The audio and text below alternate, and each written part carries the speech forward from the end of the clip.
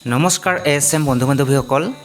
যোনসকল বন্ধু বান্ধৱীয়ে আয়ুৰ স্বাস্থ্য মিত্ৰ হ'বলৈ এইখন ফৰ্ম ফিল আপ কৰি জমা দিছে তো এতিয়া যদি কোনো ধৰণৰ খবৰ খাতি নোপোৱা হৈছে তেতিয়াহ'লে আপুনি কি কৰিব এইটো ভিডিঅ'ৰ ডেছক্ৰিপশ্যন বক্সতে এটা টেলিগ্ৰাম চেনেলৰ লিংক দি দিছোঁ সেইটো ক্লিক কৰি জইন হৈ যাওক তো এই চেনেলটো আপোনালোকৰ বাবে বনাইছোঁ তো ময়ো কিন্তু আয়ুৰ স্বাস্থ্য মিত্ৰ হ'বলৈ এইখন ফৰ্ম ফিল আপ কৰি জমা দিছোঁ তো মই যোনবিলাক খবৰ পাওঁ সম্পূৰ্ণ খবৰ তাতে আপোনালোকক জনাম কেতিয়া ট্ৰেইনিং হ'ব কেতিয়া এক্সাম হ'ব বা ইণ্টাৰভিউ হ'ব জইনিং কেতিয়া হ'ব